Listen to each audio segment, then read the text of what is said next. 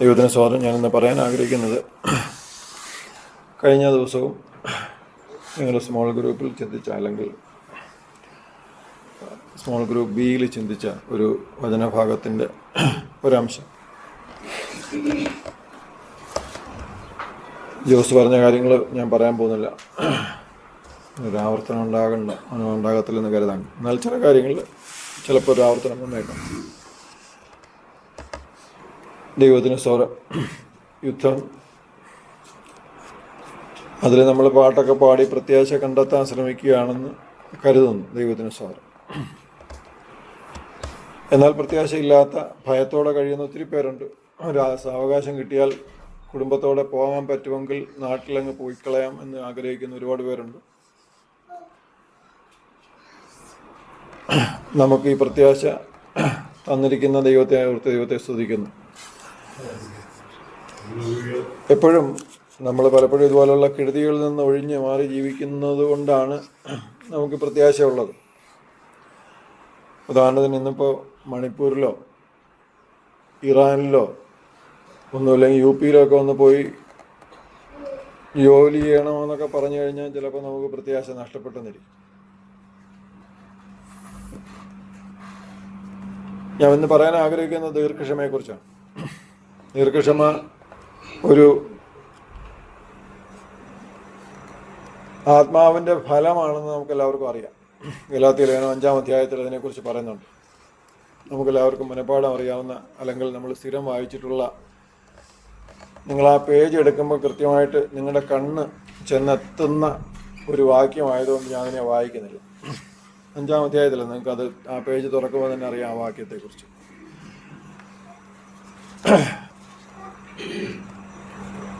നമ്മൾ ദീർഘക്ഷമയെക്കുറിച്ച് ചിന്തിക്കുമ്പോൾ നമ്മൾ ഒരാളോട് ക്ഷമിക്കുന്നതിനെക്കുറിച്ച് മാത്രമാണ് സ്വതവേ നമ്മൾ ചിന്തിക്കാറുള്ളത്.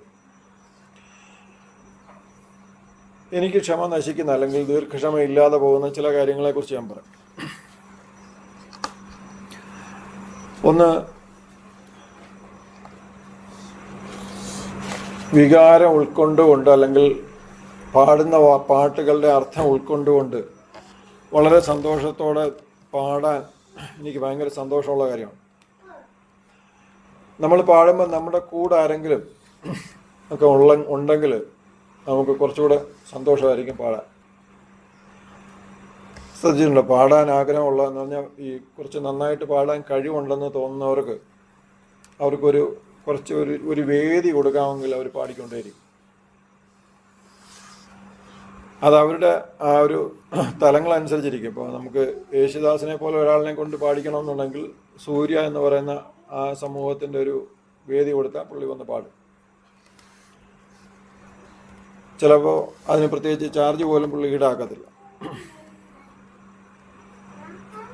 അതിന് മറ്റു പല തലങ്ങളൊക്കെ ഉണ്ട് കേട്ടോ. എന്ന് പറഞ്ഞാൽ അദ്ദേഹത്തിന് ഒരു പ്രോഗ്രാം ഉണ്ടെന്ന് പറയുമ്പോഴത്തേക്ക് അത് ചെറിയ സ്വാധീനം ഉപയോഗിച്ച് ഓൾ ഇന്ത്യ റേഡിയോയിലൊന്ന് വിളിച്ച് പറഞ്ഞാൽ അവർ വന്നത് റെക്കോർഡ് ചെയ്ത് സംപ്രേഷണം ചെയ്താൽ അദ്ദേഹത്തിന് പൈസ, ടോപ്പ് ആർട്ടിസ്റ്റാണ് ഓൾ ഇന്ത്യ റേഡിയോയിൽ, അവിടുന്ന് കൊടുക്കുന്ന ഒരു ഏറ്റവും കൂടിയ റേറ്റുണ്ട്. ആ റേറ്റിലുള്ള പണം അവരങ്ങോട്ടങ്ങ് കൊടുക്കും.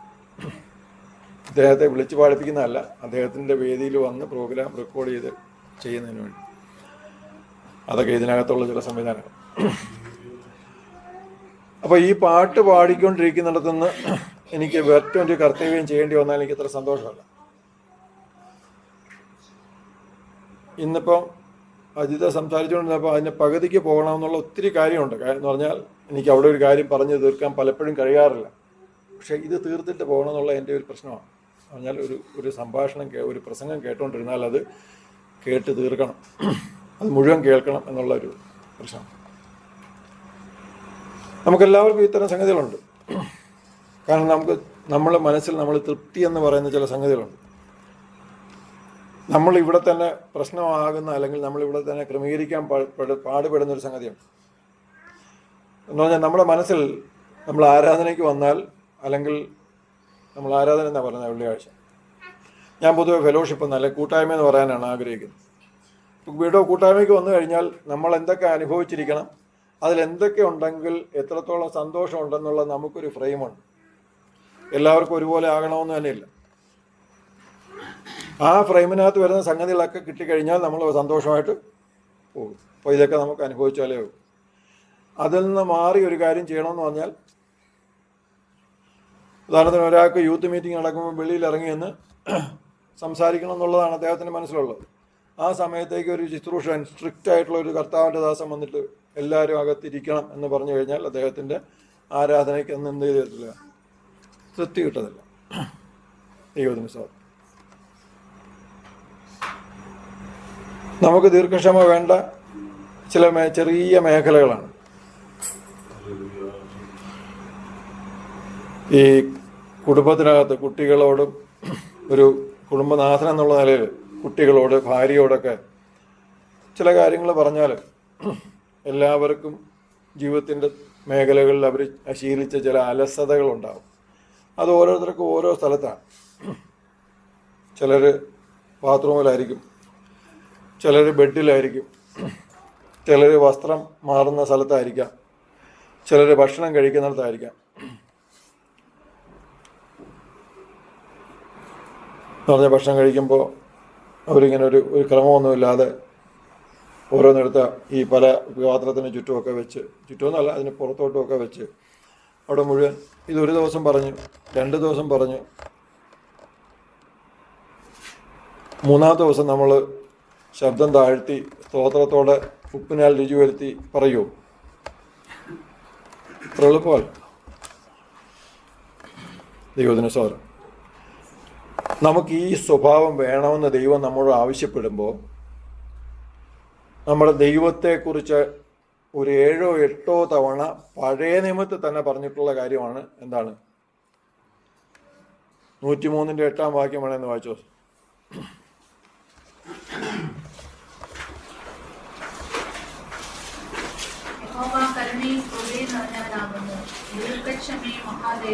ദൈവത്തിന് സ്തോത്രം.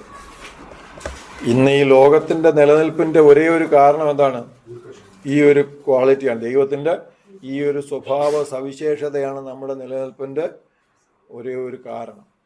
ഇതില്ലെങ്കിൽ നമുക്ക് എന്തുണ്ടാകത്തില്ല? ഈ ലോകത്തിനൊന്നും നിലനിൽപ്പുണ്ടാകത്തില്ല. ദൈവത്തിൻ്റെ സ്വരം. എന്നിട്ട് അത്രയും സവിശേഷമായ, ഇത്രയും നല്ലൊരു ക്വാളിറ്റിയാണ് നമുക്കുണ്ടാകാൻ ദൈവം ആഗ്രഹിച്ച് നമ്മോട് പറഞ്ഞുകൊണ്ടേയിരിക്കുന്നത്. നമ്മളിത് പറയാൻ കാര്യം, പൗലോസ് ദൈവമക്കൾക്ക് വേണ്ടി പ്രാർത്ഥിക്കുകയും അവരെ ഉപദേശിക്കുകയും ചെയ്ത കാര്യങ്ങളിൽ ഏറ്റവും പ്രധാനപ്പെട്ട ഒരു സംഗതിയാണ്. അത് ഞാൻ വാക്യമൊന്നും വായിപ്പിക്കുന്നില്ല. അതും ഇപ്പോൾ പറഞ്ഞ പോലെ പലർക്കും അറിയാം, മിക്കവാറും എല്ലാവർക്കും കൈകാര്യം ചെയ്ത് അറിയാവുന്ന ഒരു സംഗതി. കൊലോസ്യർ 1-ാം അധ്യായത്തിൽ ഒരു ദീർഘമായൊരു പ്രാർത്ഥനയുണ്ട്, അതിനകത്ത് ഉൾപ്പെടുത്തിയിട്ടുണ്ട്. എഫേസ്യ ലേഖനം 4-ാം അധ്യായത്തിൻ്റെ ആദ്യത്തെ 3 വാക്യങ്ങൾക്കകത്ത് ഈ കാര്യം ഉൾപ്പെടുത്തിയിട്ടുണ്ട്. എന്ന് പറഞ്ഞാൽ ഒരു ശുശ്രൂഷകൻ ഒരു ആവർത്തിച്ച് എഴുതി രേഖപ്പെടുത്തി ദൈവമക്കളെക്കുറിച്ച് ആഗ്രഹിക്കുന്നൊരു കാര്യം. എന്തുകൊണ്ടായിരിക്കും അതിനെക്കുറിച്ച് വീണ്ടും പ്രാർത്ഥിക്കുന്നത്? നമ്മുടെ ഒരു മകന് പഠിക്കാൻ ഇച്ചിരി ബുദ്ധി കുറവോ അല്ലെങ്കിൽ കഴിവ് കുറവോ അല്ലെങ്കിൽ അതിനുള്ള ശ്രദ്ധക്കുറവോ ഉണ്ടെങ്കിൽ നമ്മൾ ദിവസവും കുടുംബ പ്രാർത്ഥന പ്രാർത്ഥിക്കുന്ന ഒരു കാര്യം എന്തായിരിക്കും? അവന് ബുദ്ധി കൊടുക്കണേ, ജ്ഞാനം കൊടുക്കണേ എന്നൊക്കെ ആയിരിക്കും അല്ലേ? അപ്പോൾ പൗലോസ് ആവർത്തിച്ചത് പ്രാർത്ഥിച്ചിട്ടുണ്ടെങ്കിൽ എന്തായിരിക്കും സ്ഥിതി? അദ്ദേഹത്തിൻ്റെ കൂട്ടിയിരുന്ന ദൈവമക്കൾക്ക് ഈ ക്വാളിറ്റി ഉണ്ട്, മറ്റുള്ളവർക്ക് കൂടെ കിട്ടാൻ വേണ്ടിയായിരിക്കും അല്ലേ? ദൈവത്തിന് സ്വാഗതം.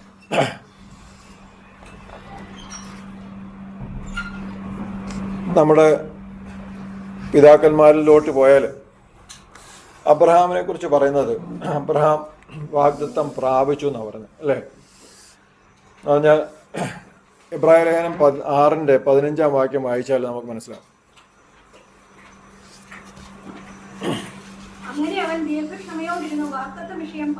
ഏതാണ് വാഗ്ദത്ത വിഷയം എന്നറിയാം. ഞാൻ മുമ്പത്തെ വാക്യം 2-ാം വാക്യം വായിച്ചാൽ മനസ്സിലാവും.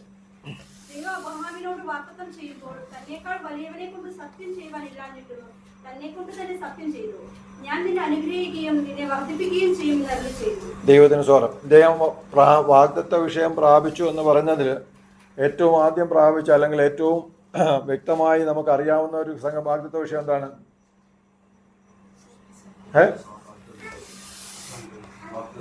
വാഗ്ദത്ത സന്തതി, അതാണ് അവിടെയാണ് വർധനവ് ആരംഭിക്കുന്നത്. അല്ലെങ്കിൽ ഒരാളെങ്കിലും ഈ ആകാശത്തെ നക്ഷത്രങ്ങളെ പോലെ അവരെ വലുതാക്കുമെന്ന് പറഞ്ഞ ആ വാഗ്ദത്തത്തിലേക്കുള്ള ആദ്യത്തെ ചുവടാണ്. പക്ഷെ ഈ ചുവടിലേക്ക് പോകുന്നതിന് മുമ്പ് ദീർഘക്ഷമയുള്ള തന്നെ യജമാനനെ എന്ന് വിളിച്ച് ബഹുമാനിക്കുന്നയാള് പറഞ്ഞു കൊടുത്ത ഉപദേശം എന്തായിരുന്നു? ഇതൊരു തർക്ക വിഷയമാകുന്നത് എങ്ങനെയാണെന്ന് ഞാൻ പറയാം. തർക്കത്തിലോട്ട് പോകുന്നില്ല, നിങ്ങൾ ആ തർക്കം നിങ്ങൾ തന്നെ സ്വയം അങ്ങ് പരിഹരിച്ചാൽ മതി. ഇവിടെ അബ്രഹാം ദീർഘക്ഷമയോട് ഇരുന്ന് വാഗ്ദത്തം പ്രാപിച്ചു എന്ന് പറയുന്നു. അപ്പൊ പിന്നെ ആർക്കായിരുന്നു ഇതില്ലാത്ത? തർക്കം നിങ്ങൾ തന്നെ പരിഹരിച്ചാൽ മതി. പക്ഷെ എന്തായാലും ആ ആളിനെ കുറിച്ച് പറയുന്നത് ഈ ആള് യജമാനെ എന്ന് വിളിച്ച് ബഹുമാനിച്ചു എന്നാണ് പറയുന്നത്. അപ്പൊ അവിടുത്തെ സംഭാഷണ രീതി എന്തായിരിക്കുമെന്ന് എനിക്ക് ഇപ്പോഴും ചിന്തിക്കാൻ പറയും. നിങ്ങൾക്ക് മനസ്സിലാവുന്നുണ്ടോ? നമ്മളെപ്പോലുള്ള മനുഷ്യരായിരുന്നു അവരും. ഇത് പറയുമ്പോൾ ചിലർക്ക് ഇഷ്ടപ്പെട്ട ഒരു സംഗതിയുണ്ട്. ഏലിയാവ് നമുക്ക് സമസ്വഭാവമുള്ള മനുഷ്യരായിരുന്നു എന്ന് പറയുന്ന ആ വാക്യത്തിൽ ഒത്തിരി സന്തോഷമുള്ള ആൾക്കാരുണ്ട്. പക്ഷെ ഈ വാക്യം പറഞ്ഞ് ആയുസ് ഒടുങ്ങി അവസാനത്തെ ശ്വാസം വലിച്ചാലും ഏലിയാവ് ചെയ്തതിൻ്റെ ഒരു അംശം പോലും എന്ത് സംഭവിക്കത്തില്ല? ഈ സമസ്വഭാവമുള്ളവൻ്റെ ഒന്നും സംഭവിക്കത്തില്ല. എന്താ കാര്യം എന്നറിയാം? നമ്മൾ മനസ്സിലാക്കുന്ന നമ്മുടെ സ്വഭാവത്തെക്കുറിച്ചല്ല. ഏലിയാവ് ഇതേപോലെ രക്തവും വിയർപ്പും ഒക്കെ ഉള്ള ശരീരമുള്ള നമ്മളെപ്പോലൊരു സാധാരണ മനുഷ്യനായിരുന്നു എന്നാ പറയുന്ന വാക്യത്തിൻ്റെ അർത്ഥം. അല്ല, നമ്മൾ കാണിക്കുന്ന അതേ കുശുമ്പും കുന്നായ്മയും സകല വൃത്തികേടും ഉള്ള ആ മനുഷ്യനല്ല ഏലിയാവെന്നാണ്. മനസ്സിലാവുന്നുണ്ടോ? നമ്മുടെ അതേ ശരീരത്തിന്റെ സ്വഭാവം നമ്മുടേതാണ്. പക്ഷേ ഏലിയാവിന്റെ തെരഞ്ഞെടുപ്പുകൾ എന്തായിരുന്നു? വ്യത്യസ്തമായിരുന്നു. ഇതാണ് അവിടെ മനസ്സിലാക്കേണ്ടത്. നമുക്ക് കഴിയാത്തതും എന്താണ്? വ്യത്യസ്തമായ തിരഞ്ഞെടുപ്പുകളാണ് നമുക്ക് കഴിയാത്തത്. ഈ അടുത്ത ദിവസങ്ങളിൽ പ്രയാസം തോന്നിയ പല കാര്യങ്ങളിലും ഒന്ന്, നമ്മൾ പ്രാർത്ഥിക്കാൻ പോയ രാജേഷിന് വേണ്ടി പ്രാർത്ഥിക്കാൻ ഞാൻ ഈ അടുത്ത ദിവസത്തേക്ക് ഒരു തീരുമാനമെടുത്തു. അതിനുവേണ്ടി ഒരാളിനെ കൂട്ടി ഞങ്ങൾ രണ്ടുപേരും തീരുമാനമെടുത്തു. വിളിച്ചു ചോദിച്ചപ്പോൾ രാജേഷ് കുടുംബമായിട്ട് നാട്ടിൽ പോയി.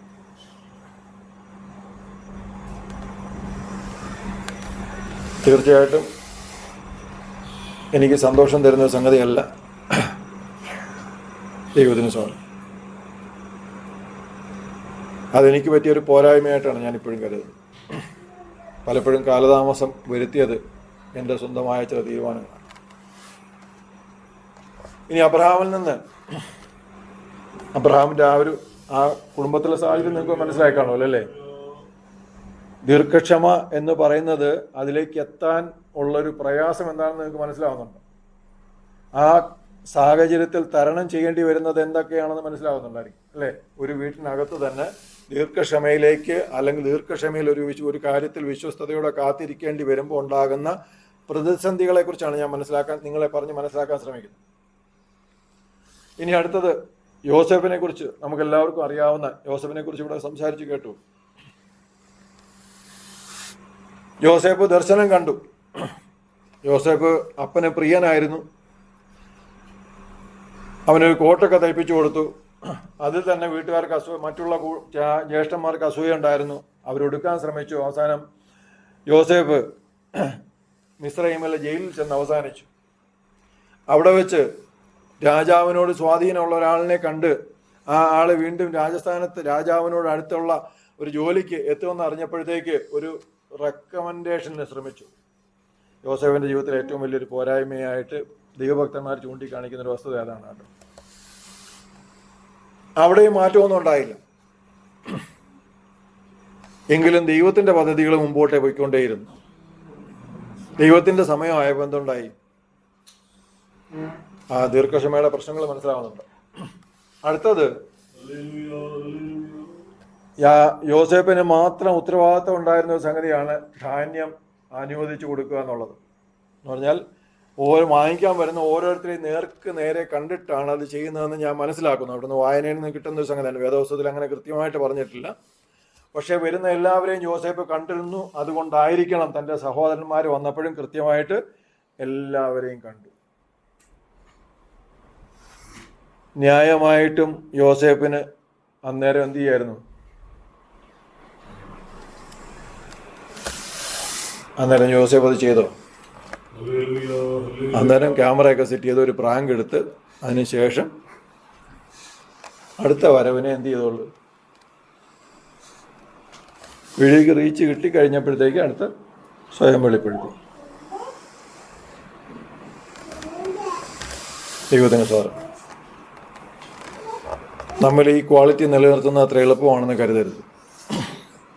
നമ്മൾക്ക് നമ്മുടെ മുമ്പിൽ വരുന്ന എല്ലാത്തിനെയും ക്ഷമിക്കാൻ കഴിയുമെന്ന് എനിക്ക് രസകരമായി തോന്നിയ, അല്ലെങ്കിൽ വളരെ ചിന്തനീയമായിട്ട് തോന്നിയ ഒരു പ്രയോഗം എന്താണെന്ന് ചോദിച്ചാൽ, ദീർഘക്ഷമ, സൗമ്യത, എളിമ ഇതൊക്കെ ഉണ്ടെന്ന് നിങ്ങൾക്ക് പറയാൻ കഴിഞ്ഞാൽ അതില്ലെന്ന് അപ്പോഴേ കരുതിക്കണം. പറഞ്ഞാൽ ഒരാൾ പറഞ്ഞു, ഞാൻ പറയുകയാണ് എനിക്ക് സൗമ്യത ഉണ്ടെന്ന് ഞാൻ പറഞ്ഞു കഴിഞ്ഞാൽ സംഗതി അതോടെ കഴിഞ്ഞു തന്നെ കരുതിക്കണം. കാര്യം എന്താ, നമ്മളെവിടെ എത്തിയെന്ന് തോന്നുന്നതുകൊണ്ടാണ് നമുക്കത് പറയാൻ കഴിയുന്നത്. ആ തോന്നൽ തന്നെ ഈ ഭാവത്തിൻ്റെ ലക്ഷണമല്ല, ഇത്തരം ഭാവങ്ങളുടെ ലക്ഷണമല്ല അതുണ്ടെന്നുള്ള തോന്നല. കാര്യം അതില്ല എന്ന് തോന്നുമ്പോഴേ എന്ത് സംഭവിക്കൂ, നമ്മൾ അതിൽ തന്നെ നിലനിൽക്കാൻ കഴിയും. നമുക്ക് തീർച്ചയായിട്ടും അതിനെക്കുറിച്ചൊരു ചലഞ്ച് എപ്പോഴും ഉണ്ടായിരിക്കണം. നിങ്ങൾക്ക് ഇത് പറയുമ്പോൾ എളുപ്പം മനസ്സിലാവും. ഈ വേൾഡ് കപ്പ് മത്സരത്തിന് മുമ്പ് തൻ്റെ ജീവിതത്തിൽ ഏറ്റവും അടുത്ത സന്തത സഹചാരിയായിരുന്ന എന്തായിരുന്നു, അല്ല ഏറ്റവും കൂടെ കൊണ്ടു നടന്ന എന്തായിരുന്നു സഞ്ജു സാംസൺ മാറ്റി വെച്ചിരുന്നത് കുറച്ച് ദിവസത്തേക്ക്? മൊബൈലാണ് മാറ്റി വെച്ചത്.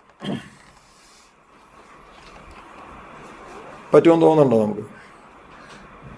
പ്രാർത്ഥനയ്ക്ക് അരമണിക്കൂർ പറ്റുന്നില്ല. BDF ചെയർമാൻ ഇരിക്കുന്ന പോലെ ഇവിടെ ചിലരിയ്ക്കുന്നത്.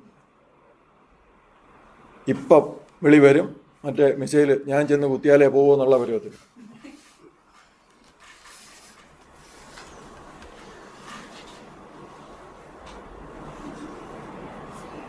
ഒരു കാര്യം പറയാം, നമ്മളെല്ലാവരും മരിച്ചാലും ഈ ലോകം എന്തു ചെയ്യും? ഖമനേയി വിചാരിച്ചത് ഞാൻ നിന്ന് കഴിഞ്ഞാൽ, ഞാൻ മരിച്ചു കഴിഞ്ഞാൽ ഇറാൻ നിന്ന് പോകുമെന്നാണ്. ഇല്ല, ഇറാൻ ഇപ്പോഴും ഓടുന്നുണ്ട്. യുദ്ധത്തിലാണെങ്കിൽ പോലും ആ ലോകം, ആ രാജ്യം ചലിക്കുന്നുണ്ട്, ഒരു കുഴപ്പമില്ല. ചിലപ്പം ഇതിൽ നന്നായിട്ട് ആ രാജ്യം മുന്നോട്ട് പോകും. ഇനി സദ്ദാം ഹുസൈൻ ഇതുപോലെ വിചാരിച്ചു, ലോക നേതാക്കൾ ഒത്തിരി പേര്, ഹിറ്റ്ലർ വിചാരിച്ചു. അവർക്ക് ക്ഷമയില്ലാതെ ഒത്തിരി കാര്യങ്ങൾ അവർ ചെയ്തു കൂട്ടാൻ ശ്രമിച്ചു. ദൈവത്തിൻ്റെ സ്വാതന്ത്ര്യം.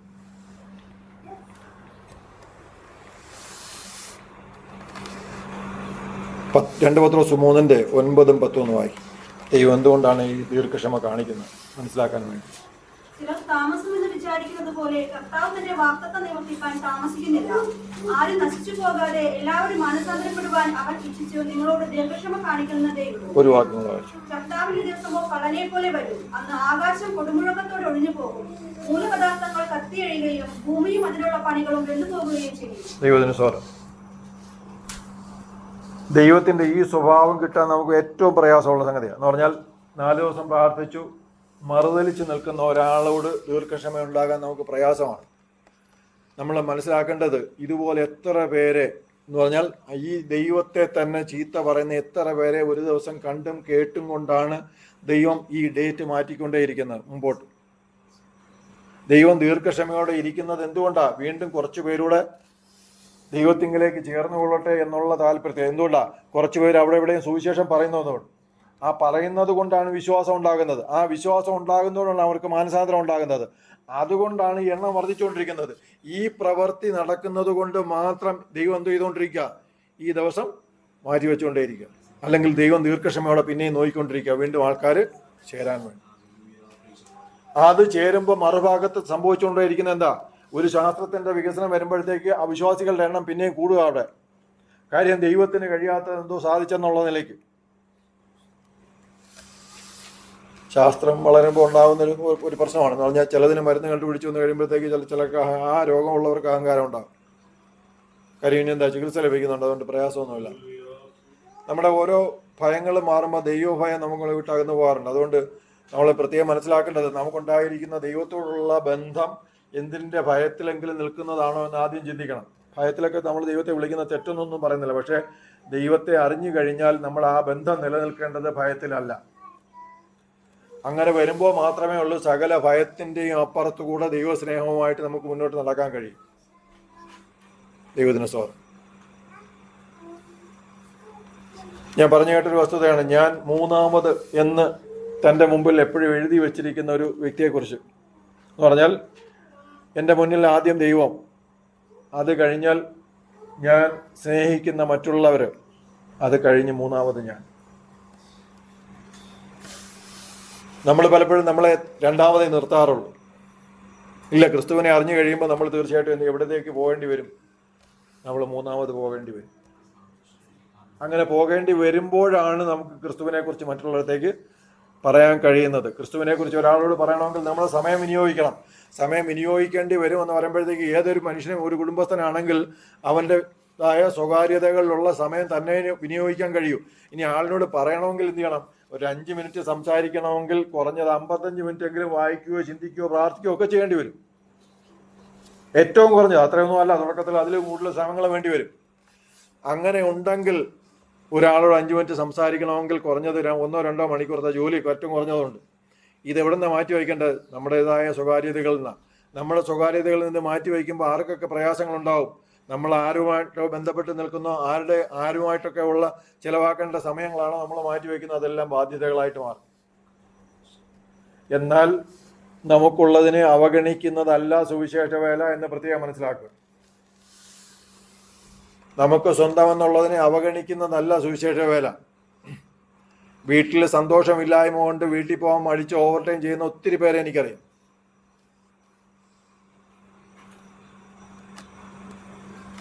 അങ്ങനെ സുവിശേഷ വേല ചെയ്യുന്നത് ദൈവത്തെ പ്രസാദിപ്പിക്കലല്ല. ദൈവത്തിന് സ്തോത്രം. യേശുക്രിസ്തുവിലേക്ക് ഞാൻ വരിക.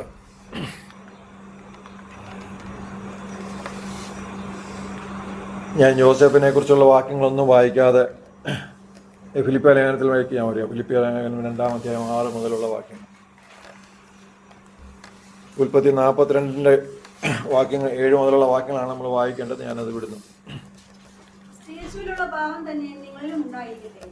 അവൻ ദൈവരൂപം ധരിക്കെ ദൈവത്തോടുള്ള സമത്വം മുറുകെ പിടിച്ചുകൊള്ളണമെന്ന് വിചാരിക്കാതെ ദാസരൂപം എടുത്ത് മനുഷ്യ സാദൃശ്യത്തിലായി തന്നെത്താൻ ഒഴിച്ച് വേഷത്തിൽ മനുഷ്യനായി വിളങ്ങി തന്നെത്താൻ താഴ്ത്തി മരണത്തോളം, ക്രൂശിലെ മരണത്തോളം തന്നെ അനുസരണമുള്ളവനായി തീർന്നു.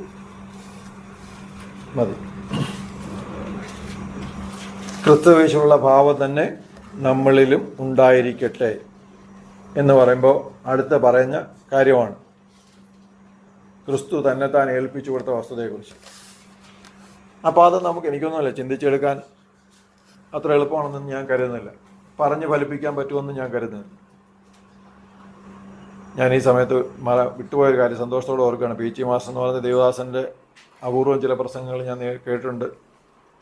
ഈ പ്രദേശത്ത് വളരെ വർഷങ്ങൾക്ക് മുമ്പ് ഞാൻ നേരിട്ട് ഒരു തവണ ഒരു മെസ്സേജ് ഇവിടെ വന്നതിന് ശേഷം അങ്ങനെ ഒരു തവണ കേട്ടിട്ടുള്ളൂ.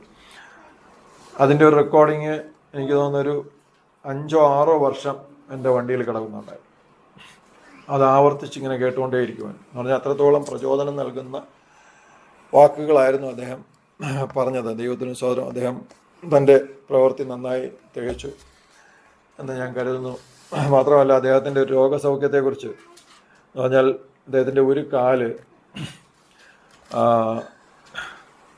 ഈ പത്തിയുടെ ഇവിടെ വെച്ച് പഴുത്തിട്ട് അതിനകത്തൊരു തുണി ഇങ്ങനെ ഈ 3 ഭാഗത്തൂടെ ഇങ്ങനെ ചുറ്റി കെട്ടിയിട്ടുണ്ട്. എന്ന് പറഞ്ഞാൽ ആ പത്തി മുഴുവൻ നിർത്തുന്നത് ആ കെട്ടുകൊണ്ടാണ്. എന്നിട്ട് അദ്ദേഹം അതിൻ്റെ കൂടെ ഒരു ചെരുപ്പൂടെ ഇട്ട് നടക്കും. എനിക്കറിയില്ല, നിങ്ങൾ ശ്രദ്ധിച്ചിട്ടുണ്ടോ?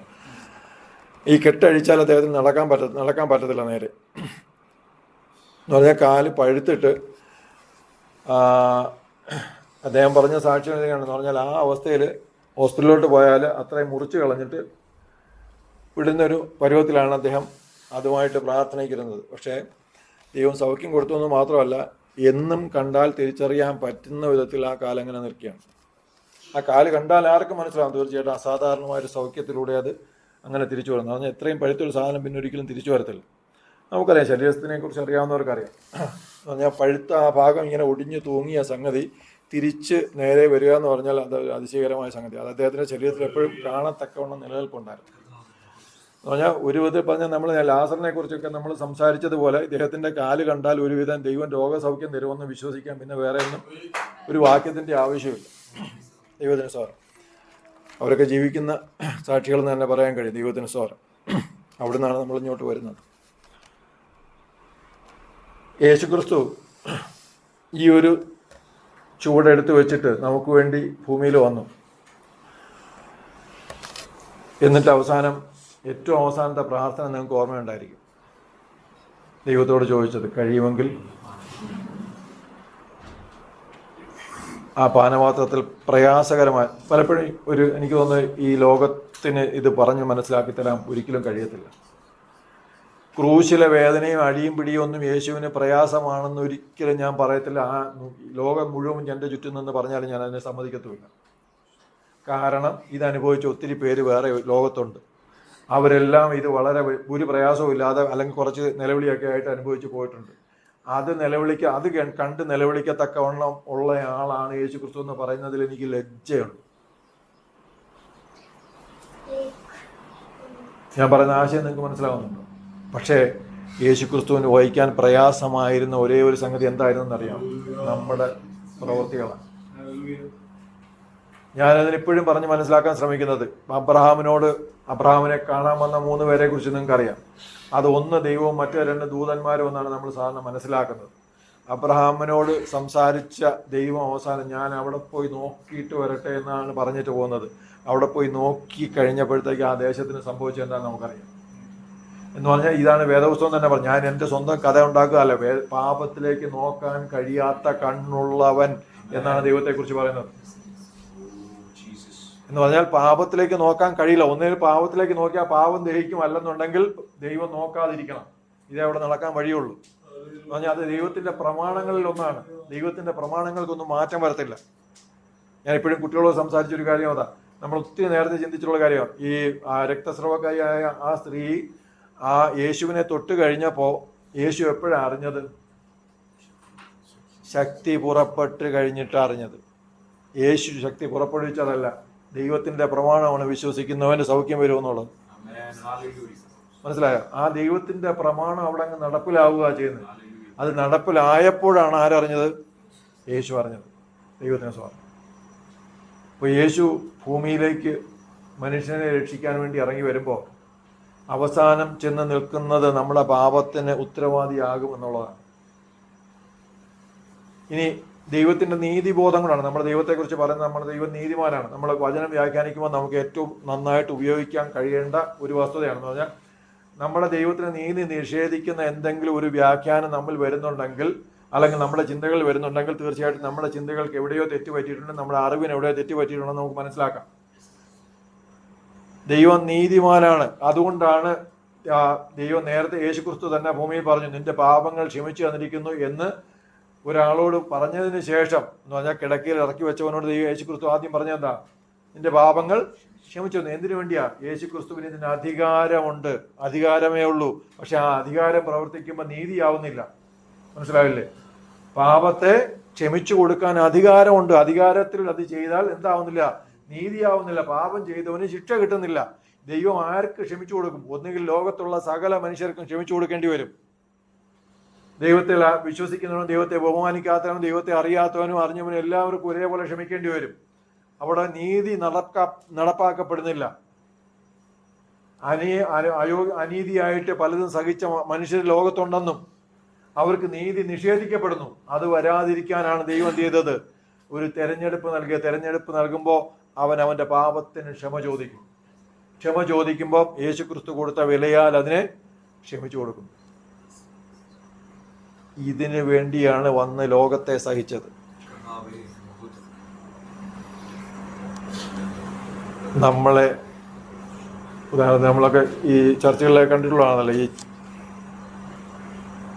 ചതി എന്നൊക്കെ പറയാൻ എനിക്ക് ആ വാക്ക് ഉപയോഗിക്കാൻ ഒരു പ്രയാസമുണ്ട്. ഇത്തരം കാര്യങ്ങൾ ഉദാഹരണത്തിന് നമുക്കെതിരെ സംസാരിക്കും എന്നറിഞ്ഞ് ഒരാൾ മുമ്പിൽ വന്നിരിക്കുമ്പോൾ ആ ആളിനോട് സ്നേഹത്തിൽ പെരുമാറാൻ നമുക്ക് കഴിയാമോ?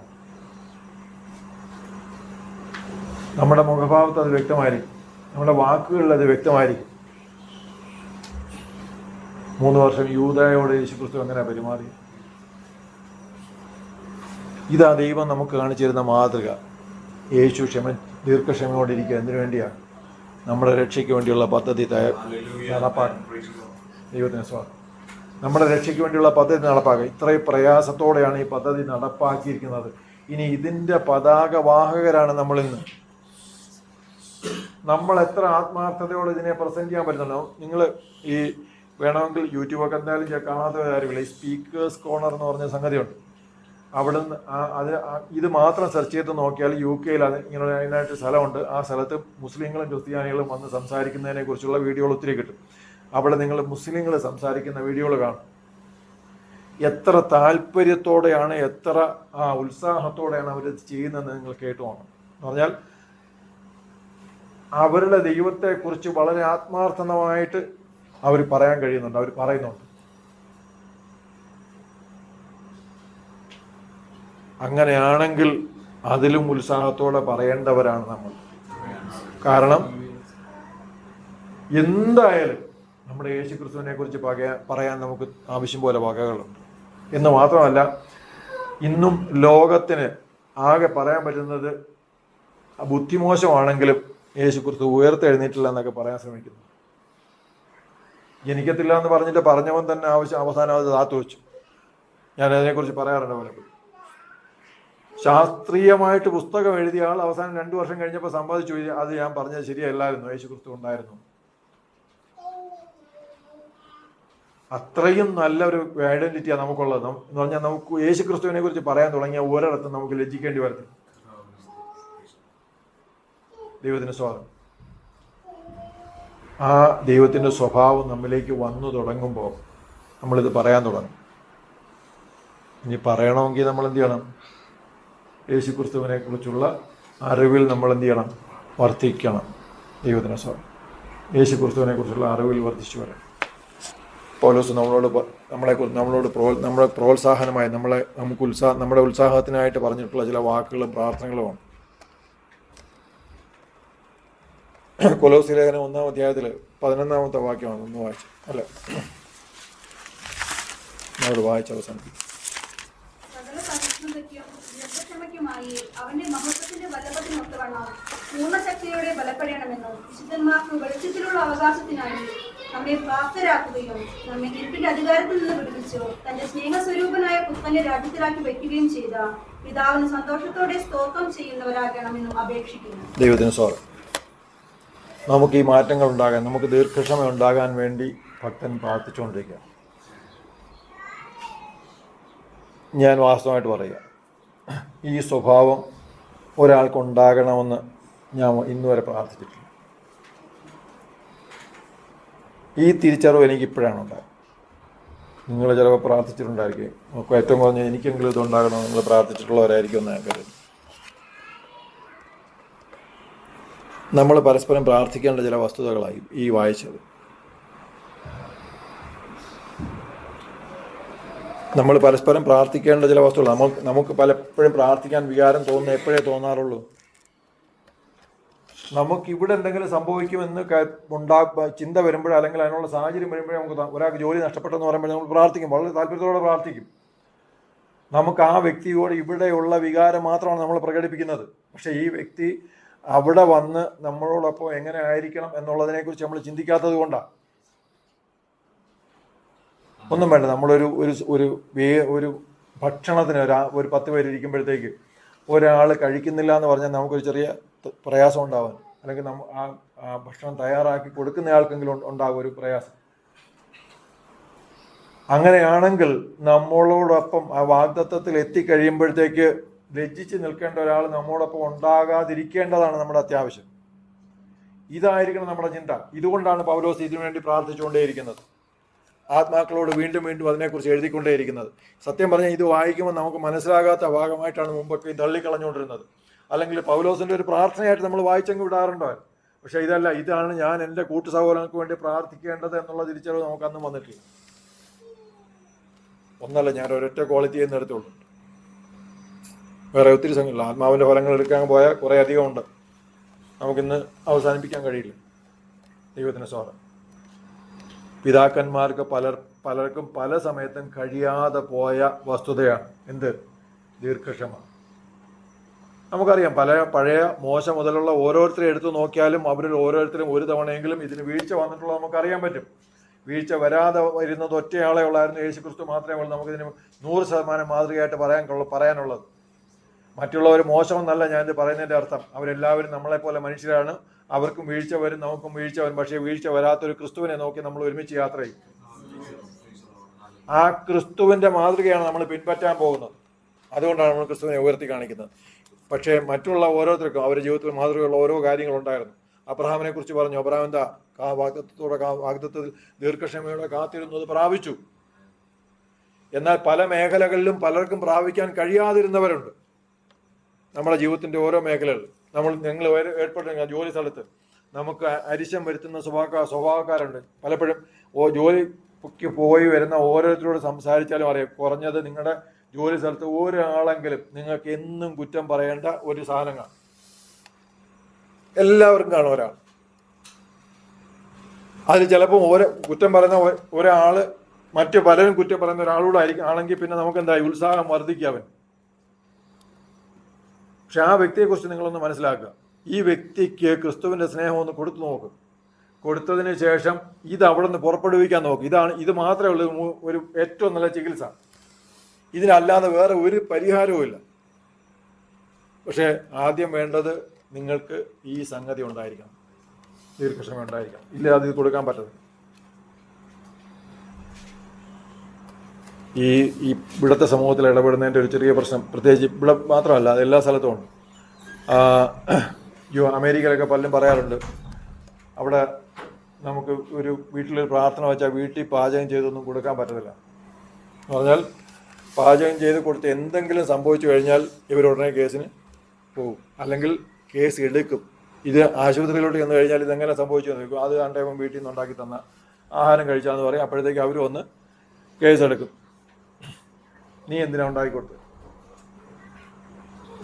മനസ്സിലായില്ലേ? അതുകൊണ്ട് എന്ത് ചെയ്യും? ഈ സംഗതി അങ്ങ് വേണ്ടാന്ന് വയ്ക്കും. ഇപ്പോഴും നിങ്ങളൊരു ഇവിടെ ജോലി ചെയ്യുന്നവരൊക്കെയാണേ മതി. നിങ്ങൾ എന്തെങ്കിലും ഒരു സാധനം വാങ്ങിച്ച്, പല സംസ്കാരത്തിലുള്ള ആൾക്കാർക്ക് എന്തെങ്കിലും ഒരു സാധനം വാങ്ങിച്ചു കൊടുത്തെന്നിരിക്കട്ടെ. ചിലർ ചോദിക്കും, എവിടെ നിന്ന് വാങ്ങിച്ചാൽ? അപ്പോൾ ഇത് ഞങ്ങൾ കഴിക്കത്തില്ല, ഇതിനകത്ത് എന്തൊക്കെയുണ്ട്? ഇത് എൻ്റെ ഡയറ്റിലുള്ളതല്ല. കാര്യം അവർക്ക് ഫിക്സ്ഡ് ആയിട്ട് ലിസ്റ്റ് ഉണ്ട്, അത് കയ്യിലുണ്ട്. കുറച്ച് ക്യാരറ്റും പുല്ലും ഒക്കെ ആണ്. അടുത്ത ഒരാൾക്ക് മധുരം പറ്റത്തില്ല. ചുരുക്കി പറഞ്ഞാൽ നിങ്ങളൊരു 25 പേർക്ക് സാധനം വാങ്ങിച്ച് 15 നിങ്ങൾ തന്നെ തിന്നേണ്ടി വരും. അപ്പോൾ അടുത്ത തവണ നിങ്ങൾ ചെയ്യാൻ പോകുന്നത് എന്താ? യവന്മാർക്ക് വാങ്ങിച്ചു കൊടുക്കാതെ എനിക്കെന്താ വല്ല ബംഗാളികൾക്ക് വാങ്ങിച്ചു കൊടുത്താൽ മതിയെന്ന് നിങ്ങളങ്ങ് തീരുമാനിക്കും. നമ്മുടെ എല്ലാ മേഖലകളിലും നമുക്കിത് തന്നെ വരാൻ പോകുന്നത്. എന്ന് പറഞ്ഞാൽ നമ്മൾ ചെയ്യുന്ന ആ ലക്ഷ്യം സാധിച്ചില്ല എന്നുണ്ടെങ്കിൽ നമുക്ക് ആദ്യം ഉണ്ടാകുന്ന പ്രശ്നം നമുക്ക് മടുപ്പ് ഉണ്ടാകാൻ പോകുന്നത്. ഈ മടുപ്പ് തരണം ചെയ്യുന്നതിനാവശ്യമായ ക്വാളിറ്റിയെക്കുറിച്ചാണ് ഞാൻ ഈ പറഞ്ഞത്. നമ്മുടെ ഓരോ മേഖലകൾ, എനിക്കൊരാളെ അറിയാം. അദ്ദേഹത്തിൻ്റെ കൂടെ താമസിക്കുന്ന ഒരാളോട് എപ്പോഴും അവർ ഉപയോഗിക്കുന്ന കപ്പുകളും ഗ്ലാസ്സുകളും എല്ലാം ഇദ്ദേഹം കൊണ്ട് മോശമാക്കി ഇദ്ദേഹത്തിൻ്റെ കിടക്കയ്ക്കരികെ കൊണ്ടുപോയി. പലതവണ പറഞ്ഞിട്ട് മാറ്റമില്ല. അവസാനം ഇദ്ദേഹം തന്നെ സ്വയം എടുത്തുകൊണ്ട് പോകേണ്ട അവസ്ഥയിലേക്ക് കാര്യങ്ങൾ വന്നു. പക്ഷെ അത്ര എത്തിയപ്പോൾ കാര്യങ്ങൾക്ക് കുറച്ച് മാറ്റങ്ങൾ വന്നു തുടങ്ങി. അദ്ദേഹത്തിന് ലജ്ജ തോന്നി തുടങ്ങി. അത് സഹികെട്ട ഏറ്റവും അവസാനത്തെ മേഖലയിലോട്ട് എത്തി. ആരോഗ്യം ഒരുപോലെ ഉണ്ടായിരുന്നെങ്കിൽ ചിലപ്പോൾ രണ്ടാം കൊടുത്തേനെ ആദ്യം. ദൈവത്തിന് സ്വാഗതം. ഈ ക്ഷമയെന്ന് പറയുന്നത് ഈ മഹാത്മാഗാന്ധി പറഞ്ഞൊരു കാര്യമുണ്ട്. ഈ നമുക്ക് ചെയ്യാൻ പറ്റും എന്നുള്ള കാര്യം ചെയ്യാതിരിക്കുമ്പോഴേ അത് ക്ഷമയാവുന്നു. അഹിംസയെക്കുറിച്ച് അദ്ദേഹം പറഞ്ഞൊരു കാര്യമുണ്ടല്ലോ. അദ്ദേഹം അഹിംസയിലേക്ക് തിരിഞ്ഞു എന്ന് പറയുന്നതിൻ്റെ കാരണം, ഇത് രാഷ്ട്രീയ തർക്കത്തിനെടുക്കരുത്, ഞാൻ ഈ വസ്തുത മനസ്സിലാക്കാൻ വേണ്ടി മാത്രം പറഞ്ഞു. ഇന്ത്യക്ക് പോരാടാൻ കഴിയും, പക്ഷേ അഹിംസ തിരഞ്ഞെടുക്കുകയാണ് ചെയ്തത്. എന്ന് പറഞ്ഞാൽ ആ പോരാട്ടത്തിൽ വരുന്ന പ്രശ്നങ്ങൾ ഒഴിവാക്കാൻ വേണ്ടി അത് തിരഞ്ഞെടുത്തു. എപ്പോഴാണ് അഹിംസ ഇല്ലാതെ തന്നെ അത് ചെയ്യാൻ കഴിയുമായിരിക്കെ എങ്കിലേ അത് അഹിംസയാവുന്നുള്ളൂ. മനസ്സിലായില്ലേ? അപ്പം നമുക്ക് ക്ഷമിക്കണ്ട എന്ന് പറയുന്ന മേഖലയിൽ എത്തുമ്പോൾ ക്ഷമിക്കാൻ എന്ന് പറഞ്ഞാൽ ഉദാഹരണത്തിന് ഏറ്റവും നല്ല സംഗതി, മാതാപിതാക്കൾ എന്ത് തെറ്റ് ചെയ്താലും മക്കളോട് ക്ഷമ ചോദിക്കണ്ട എന്ന് കരുതുന്ന ചിലരുണ്ട്. തീർച്ചയായിട്ടും അവർക്കൊരു അവകാശമുണ്ട്, തീർച്ചയായിട്ടും അവർക്കും നീതിയുണ്ട്, മാതാപിതാക്കളിൽ നിന്ന് ലഭിക്കേണ്ട നീതിയുണ്ട്. ആ നീതി അവർക്ക് ലഭിച്ചിരിക്കണം. അവിടെ നമുക്ക് നീതി ചെയ്യാൻ കഴിയാതെ വന്നിട്ടുണ്ടെങ്കിൽ തീർച്ചയായിട്ടും നമ്മൾ ക്ഷമ ചോദിക്കണം. ഉദാഹരണത്തിന് നോർമൽ ആരോഗ്യത്തിന് വേണ്ട ഡയറ്റ് കൊടുക്കാതെ മുട്ടായി 3 നേരം കൊടുത്തിട്ടുണ്ടെങ്കിൽ എന്ത് ചെയ്യണം? വളർന്നു വന്ന് അവർക്ക് അസുഖം വരുമ്പോഴോ അല്ലെ പല്ല് കൊഴുത്ത് കഴിയുമ്പോഴോ നമ്മൾ എന്ത് ചെയ്യണം? അവരോട് ആദ്യം ക്ഷമ ചോദിക്കണം. പിന്നെ ഇത് നമ്മളെ ഏൽപ്പിച്ച ദൈവത്തോടും ക്ഷമ ചോദിക്കണം. നമ്മൾ മൃഗങ്ങളെയൊക്കെ വളർത്തിയിട്ടുള്ളതല്ലേ, പശുവിൻ്റെ പിണ്ണാക്ക് വാങ്ങിച്ച് എരുത്തിൽ ഈ പശു കഴിക്കുന്ന ഭാഗത്ത് നമ്മൾ വയ്ക്കാറുണ്ടോ? ഇല്ല, അതത്രയും മതി. ദൈവത്തിന് സ്വാഗതം. നമ്മുടെ ദീർഘക്ഷമ നമ്മുടെ സഭയുടെ വളർച്ചയാണ്. നമ്മുടെ ദീർഘക്ഷമ നമ്മുടെ കുടുംബത്തിൻ്റെ നിലനിൽപ്പാണ്. നമ്മുടെ ദീർഘക്ഷമ യേശു ക്രിസ്തുവിൻ്റെ മാതൃക പുറത്തേക്ക് കൊടുക്കുകയാണ്. ഇത് നമുക്കൊരിച്ചിരി സ്ട്രെയിനുള്ള സംഗതിയാണ്, എളുപ്പമല്ല. ഉദാഹരണത്തിന് നമുക്കൊരാഗ്രഹം തോന്നി, കഴിഞ്ഞ വർഷം ഒരു മൊബൈൽ വാങ്ങിച്ചു, പക്ഷെ എന്നാലും ഇപ്പോൾ ഇച്ചിരി സർപ്ലസ് ഉണ്ട്, ഒരു ബോണസ് കൂടെ കിട്ടി. ഇപ്പോൾ ഇപ്പോഴത്തെ പുതിയ വേർഷൻ അതിനകത്ത് ഒത്തിരി ഫീച്ചേഴ്സും ഉണ്ട്. ഈ ഫീച്ചറിൽ ഒന്നും പോലും ഉപയോഗിക്കത്തില്ല എന്നുള്ള 150% സത്യമാണ്. പക്ഷെ എന്നാലും കൺമോഹവും ജഡമോഹവും കൂടെ അങ്ങോട്ട് തള്ളുക, എന്നും പോകുന്ന ഈ കടയുടെ മുമ്പിൽ കൂടെ പിന്നത്തെ പറയാൻ വേണ്ട. ഇത് മാറ്റി വയ്ക്കുമ്പോൾ ഒരു ചെറിയ പ്രയാസമുണ്ട്. ഈ ചിന്താഗതി, ഈ താല്പര്യം എടുത്തങ്ങോട്ട് മാറ്റി വയ്ക്കുമ്പോൾ ഒരു ചെറിയ പ്രയാസമുണ്ട്. ഞാൻ ഒറ്റ സാധനത്തിൽ എടുത്തോളൂ കേട്ടോ. ഇത് ഒരുപാട് സംഗതികൾ ഉപയോഗിക്കും. നമുക്കിതുപോലെ മാറ്റി വയ്ക്കാൻ കഴിയാത്തതെന്ന് നമ്മൾ കരുതുന്ന കുറേ കാര്യങ്ങളുണ്ട്, ഒത്തിരി സംഗതികളുണ്ട്. നമ്മുടെ ചെറിയ അലസത പോലും ഇതിൻ്റെ ഭാഗമാണ്. മറ്റുള്ളവർക്ക് വേണ്ടി മാറ്റി വയ്ക്കുന്ന ചില അലസതകൾ, അല്ലെങ്കിൽ മറ്റുള്ളവർ ചെയ്യണമെന്ന് ആഗ്രഹിച്ച് നമ്മൾ മാറ്റി വയ്ക്കുന്ന ചില അലസതകൾ. നമ്മൾ പലപ്പോഴും നമ്മുടെ കൂടെ ആയിരിക്കുന്ന വ്യക്തികളുടെ സ്ഥാനത്ത് നമ്മൾ കുറച്ച് നേരം നിന്ന് നോക്കണം. ഫാമിലി ചികിത്സയ്ക്ക് വേണ്ടി ഒരു ദേവദാസൻ സാധാരണ സ്ഥിരമായിട്ട് പറഞ്ഞിട്ടുള്ള ഒരു അധ്യായമുണ്ട്. അദ്ദേഹം സജസ്റ്റ് ചെയ്യുന്ന ഒരു മരുന്നാണ്. മരുന്ന് വെറുതെ അദ്ദേഹം പറയുന്ന ഒരു കഥയാണ്. എന്ന് പറഞ്ഞാൽ ഈ ഭാര്യയും ഭർത്താവും വരുമ്പോഴത്തേക്ക് 2 പേർക്ക് ഓരോ മരുന്ന് കൊടുക്കും. 2 പേരും അവരുടെ ആ ജെൻഡർ സ്വയം അങ്ങ് ചേഞ്ച് ചെയ്യുന്ന അദ്ദേഹത്തിൻ്റെ കഥ പുസ്തകം ഉണ്ട് കേട്ടോ. എന്ന് പറഞ്ഞാൽ ഈ മരുന്ന് കുടിച്ചു കഴിയുമ്പോഴത്തേക്ക് സ്ത്രീ നേരെ പെട്ടെന്ന് എന്ത് ചെയ്യും? പുരുഷൻ്റെ മനസ്സിലേക്ക് മാറും, പുരുഷൻ സ്ത്രീയുടെ മനസ്സിലേക്ക് മാറും. അപ്പോൾ പുരുഷനെ പെട്ടെന്ന് അവിടെ നിന്ന് എഴുന്നേറ്റ് കഴിഞ്ഞപ്പോഴേ തോന്നുക തുണി അരക്കില്ല, പെട്ടെന്ന് വീട്ടിലോട്ട് പോകണം. വൈകുന്നേരം ആയപ്പോഴത്തേക്ക് പിന്നെ ചിന്ത, നാളെ ഇനി എന്തോ ഉണ്ടാക്കും. അപ്പോൾ സ്ത്രീക്കാണെങ്കിൽ റോഡിലൊരു പോസ്റ്റർ കണ്ടപ്പോഴത്തേക്ക് അതിലോട്ട് നോട്ടം. ആ ട്വിസ്റ്റ് മനസ്സിലായില്ലേ? എന്ന് പറഞ്ഞാൽ നിങ്ങൾ ആ സ്ഥാനത്തൊന്ന് നിന്ന് നോക്കണം. ഇതിനകത്ത് ഒത്തിരി കാര്യങ്ങളുണ്ട്. ഇതുമായിട്ട് ബന്ധപ്പെട്ട് കുറച്ച് കാര്യങ്ങളൂടെ പറയാനുണ്ടായിരുന്നു. ഞാനത് ഫാമിലിക്കായിട്ടൊരു സമയം വെച്ചിട്ട് ഞാൻ വീണ്ടും പറയാം. ദൈവത്തിന് സ്തോത്രം. നമ്മുടെ ക്ഷമ നമ്മുടെ ബന്ധങ്ങളിൽ അത്യാവശ്യമായൊരു സംഗതിയാണ്. ആ ബന്ധങ്ങൾ ആഴമേറിയതാകണമെങ്കിൽ എന്ത് ചെയ്യണം? ക്ഷമ വേണം. സ്നേഹം കഴിഞ്ഞാലേ ക്ഷമയിലോട്ട് എത്തുകയുള്ളൂ. എന്ന് പറഞ്ഞാൽ സ്നേഹത്തിൻ്റെ മൂർത്തിഭാവമാണ് ദീർഘക്ഷമ. ഒരു ഭവനത്തിലൊക്കെ നമുക്ക് ക്ഷമിക്കണമെങ്കിൽ നമ്മളിതിൻ്റെ ഏറ്റവും വലിയൊരു ഭാവത്തിലേക്ക് എത്തേണ്ടി വരും.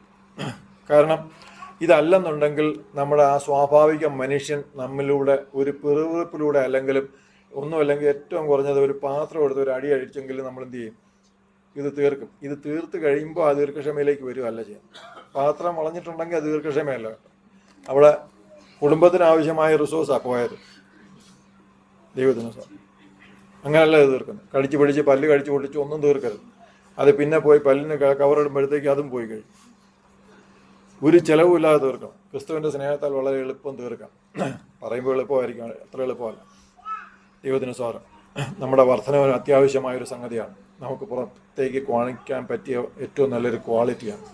ദൈവം നമുക്ക് കാണിച്ചു തന്ന ക്വാളിറ്റിയാണ്. നമ്മൾ ഇന്നും ജീവിക്കുന്നത് ദൈവത്തിൻ്റെ ഈ സ്വഭാവ നിമിത്തം മാത്രമാണ്. നമുക്ക് നിത്യത ഉണ്ടെന്ന് നമ്മൾ അവകാശപ്പെടുന്നത് ഈ ദീർഘക്ഷമയോടുകൂടി യേശു ക്രിസ്തു നമുക്ക് വേണ്ടി വന്നതുകൊണ്ട്. ഈ വചനങ്ങളെ ദൈവം നിങ്ങളെ അനുഗ്രഹിക്കട്ടെ. ദൈവത്തെ